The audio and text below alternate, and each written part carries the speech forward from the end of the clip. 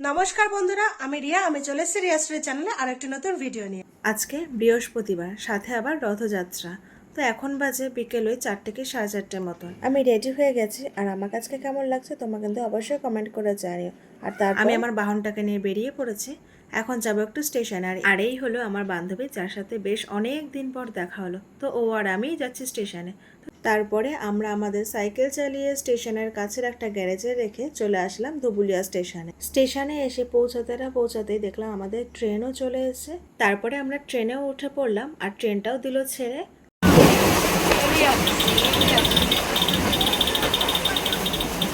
তারপর বেশ কিছুক্ষণ প্রাকৃতিক দৃশ্য দেখতে দেখতে পৌঁছে গেলাম আমাদের আজকের গন্তব্যস্থলে। আজকে এতদিন পর বেথুয়া আসার কারণ হলো, বেথুয়াতেও খুব ভালো আর বড় রথ হয়, তো তার জন্যই আমরা এসেছি। আর চলো তোমরা আমার সাথে সাথে এক ঝলক বেথুয়া রথের মেলা আর রথটাকে দেখে নাও। তো বেথুয়া স্টেশনের নামতেই দেখলাম একটা রথ দাঁড়ানো, তো সেটাকে দর্শন করলাম। আর চলো তোমরাও দেখে নাও।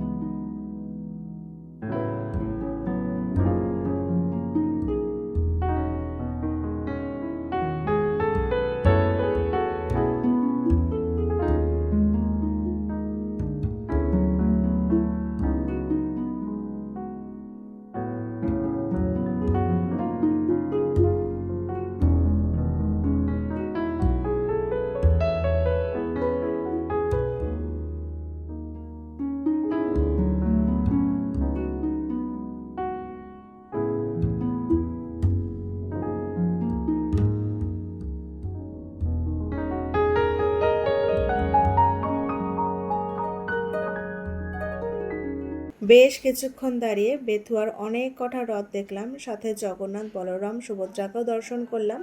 আর এখন একটু মেলায় ঘুরবো। আর চলো তোমরা আমার সাথে সাথে বেথুয়ার এক ঝলক মেলাটাকেও দর্শন করে নাও।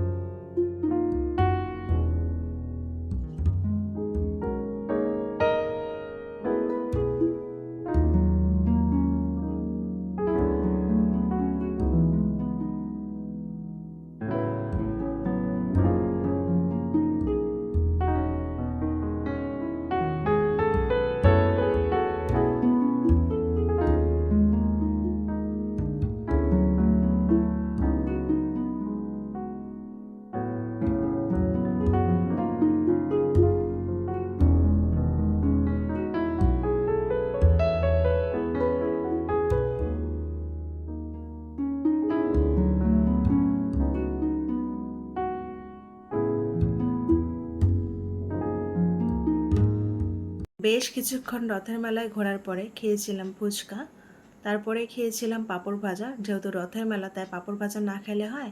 আর খেয়েছিলাম জিলিপি। জিলিপিটা দেখো কত ছোট্ট। দেন বাড়ি আসার পথে এনেছিলাম এই আইসক্রিমটা, তো সেটাই বাড়ি এসে খেয়েছিলাম। আর জগন্নাথ দেবের প্রসাদ দিয়েছিল, তো সেটাও খেয়েছিলাম। আর মেলা থেকে কিনেছি এই ফুলটা, কি সুন্দর তাই না বলো? এই ফুলটা ছিল তাল পাতার তৈরি, দারুণ লাগছিল বেশ। তো বন্ধুরা, আমার তো বেথুয়ায় রথ আর রথের মেলায় ঘুরে বেশ ভালো লাগলো। তোমাদের ভিডিওটা কেমন লাগলো অবশ্যই কমেন্ট করে জানিও।